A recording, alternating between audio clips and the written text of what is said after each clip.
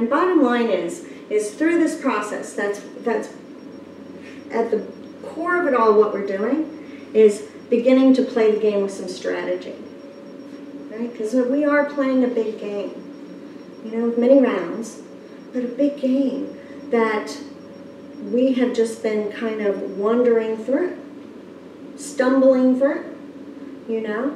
If we start being very aware of how we're showing up, because really the only thing we can control are our thoughts, words, and actions. That's it. It's the only thing we have control over. We don't have any control over how anybody receives them.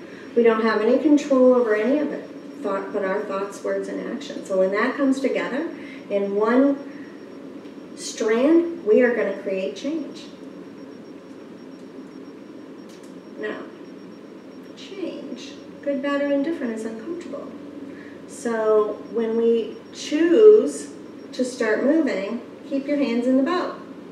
Keep your hands in the boat, because that's what ends up happening.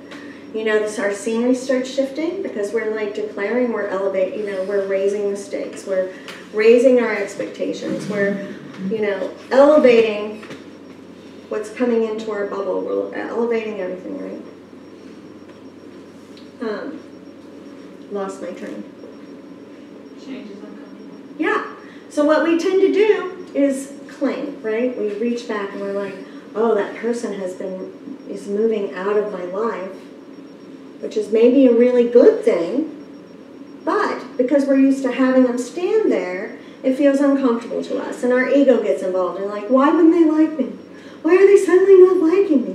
When in the end, they drive you insane, right? Like they're wrecking havoc in your life, right? Let them go.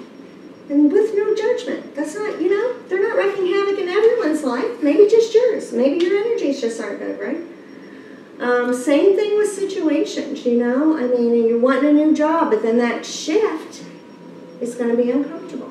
You know, we have a tendency to think about it. We want to, you know, and then we sit back and go, should I really rock the boat?